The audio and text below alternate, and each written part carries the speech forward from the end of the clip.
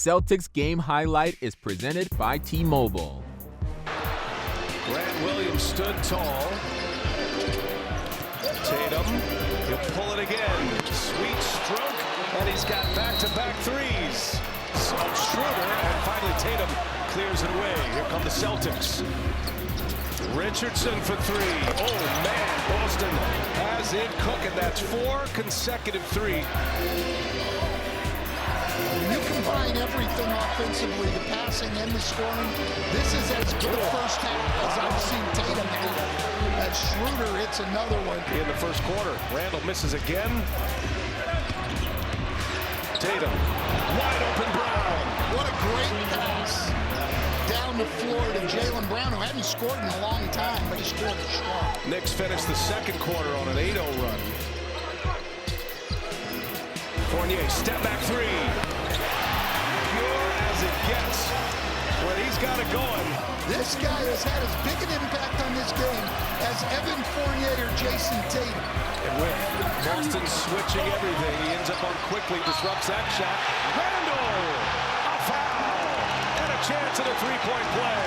Randall out of the game.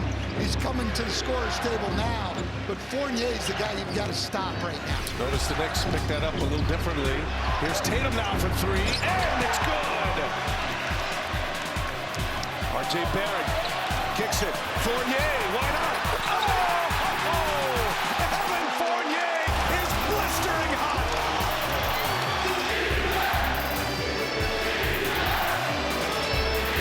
Tatum, shot clock at 3. That is a big shot. Jason Tatum. Tatum for 3. Misses again, quickly runs it down. Knicks a chance to tie or take the lead. Fournier, it's gone! Evan Fournier! Fournier, oh my goodness! Oh, Evan Fournier sticks another one!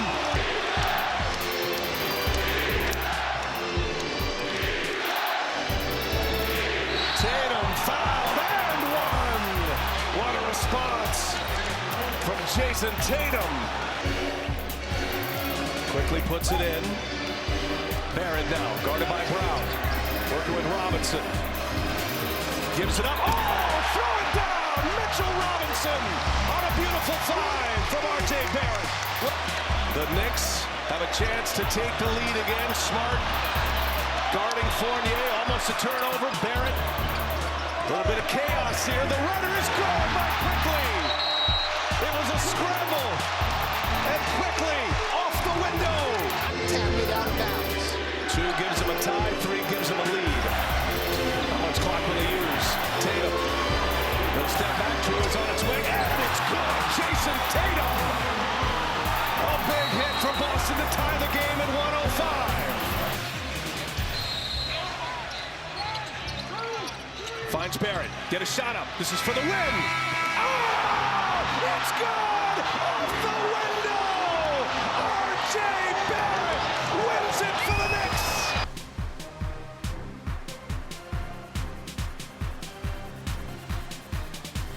T-Mobile, the leader in 5G.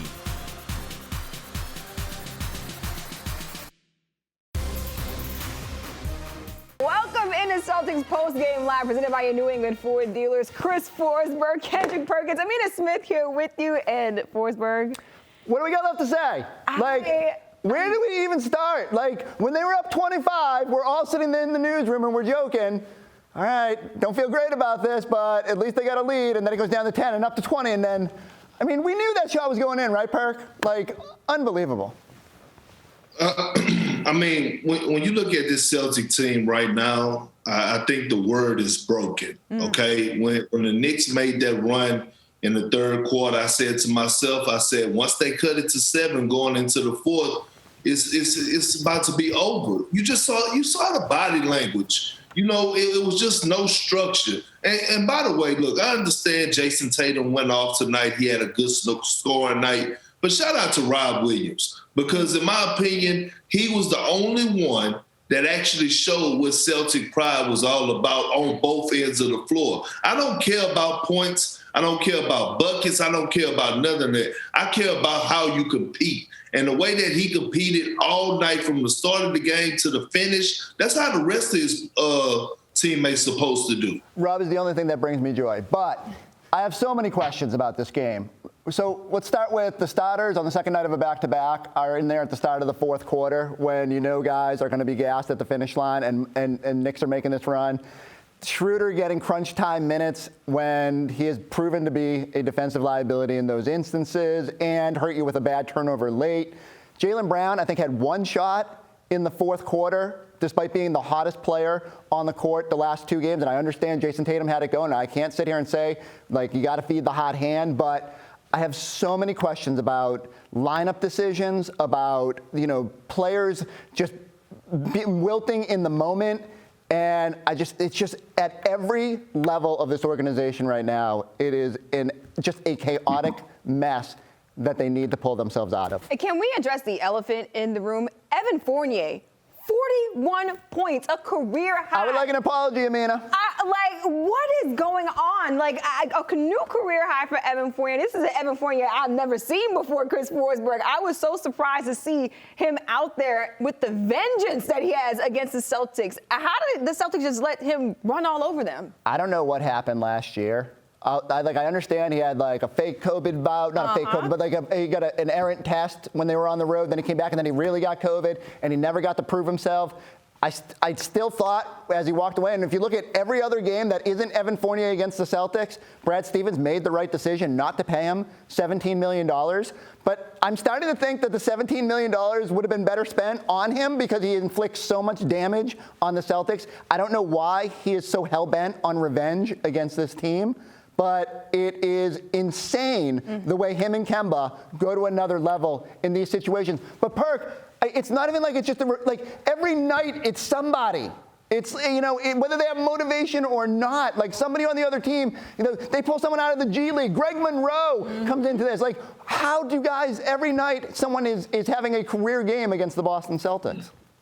You know the thing that bothers me the most is that when you look at the Celtics personnel for us on the perimeter, okay, when you look at Marcus Smart, you look at Jason Tatum, you look at Jaylen Brown, you got Josh Richardson, you have Dennis Schroeder, you have all these guys that have either size and athleticism, length, really good on the defensive side of things, and yet you let Evan Fournier go out there tonight and look like he's Allen Houston. And it started with knowing your personnel. See, this is the thing I say about being focused, okay? And throughout the course of the game, how many times did we hear the announcer say, why did he go under the screen? Or why did he do this with Evan Fournier?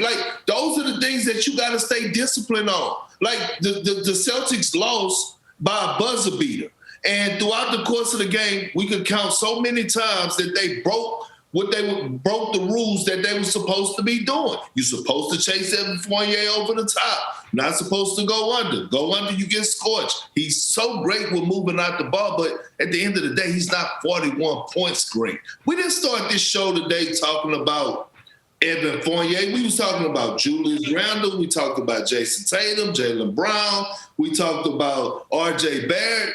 No one would have told me that Evan Fournier would have been the best player on the floor tonight and the Knicks would have won because he hit them with a 40-piece wing dip. Someone give me the tape from last night. Someone cue up the tape of me freaking out about Evan Fournier. Evan Fournier definitely has some type of pressure with Boston. Let's see how it all started to fall do we have to? In the third, just a little bit. Celtics up by 20. They came into it, and then they went on a 35-15 run. The Knicks did, and Evan Fournier, the jumper, and the foul to tie the game. And then in the fourth quarter, it's really where it all fell apart, Chris Forsberg. Randle just bullying at times. Randle just bullying through Celtics players down inside of the paint. When you take a look at what the Celtics did in that fourth quarter, how did they let go of the rope or really find another way to lose this game? Yeah, again, it's just once the Knicks got momentum in that building got rocking. And Perk told us, like, don't let that building get hopping. And as soon as they started making a run, and Fournier's knocking down all these crazy three-pointers, and you just felt like the rope was gone from the Celtics' hands. And it was just whether the Knicks were going to relent or fall apart late. And unfortunately, they didn't. Fournier just kept making shots. I mean, look at this barrage of shots. Ooh. The foul, like, what is Schroeder doing right there? Yeah. So, it's just infuriating. Definitely infuriating. Let's take a look at those final moments in the fourth quarter. The score 99-98. Evan Fournier, he hits it right here. Go ahead, Perk. Go have at it. I mean, at some point, you have to know that the ball is going to Evan Fournier, out of bounds or whatever the case may be. Like, I mean, I'm lost for words, seriously. Definitely at a loss for words when you see what's happening out there on the court. And the final second. I don't actually hate that smart three-pointer with Tatum kind of moving the ball off the drive, but then this mad scramble, quickly throws it in. Celtics are good, kind of going to trade free throws. The Schroeder turnover right here. Ugh. This is where it really started to get frustrating because they had a chance to win the game. And then this is where I kind of looked at it and I said, you know what?